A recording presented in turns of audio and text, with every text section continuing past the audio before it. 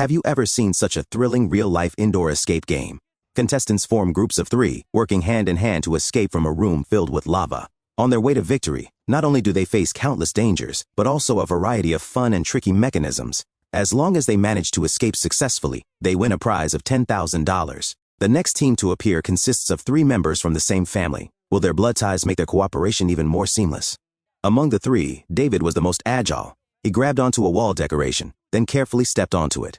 Soon, he managed to stand on the control console of a machine. Seeing that David was safe, Stacy jumped onto the planet-shaped obstacle in front of her. Worried she might slip, she stretched out her limbs and hugged the slippery sphere tightly. After catching her breath, she slowly stood up, then lowered her center of gravity, landing steadily on a slick, narrow platform. You got it? Oh, yes! Yes! The 3 of them couldn't help cheering, knowing that this small platform had already defeated many other players. Afterward, Mike followed Stacy's example and climbed onto the planet successfully. Once all 3 had secured their footing, David climbed down from the control console, stepped onto the spaceship, and moved over to Stacy's side. They paused to evaluate the route ahead and then launched into action.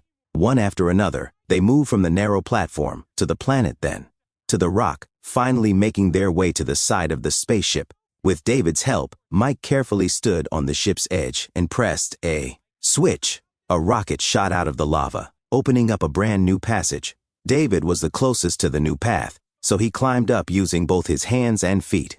To his surprise, the telescope he reached was movable. Fortunately, he balanced himself well and easily made it to the front of the spaceship. Seeing David safe, Mike leaped onto the rock before him. But they overlooked Stacy, who was still on the spaceship. She felt her body wobbling dangerously, so she shouted twice to boost her courage. Then, she leapt forward, but sadly, she failed.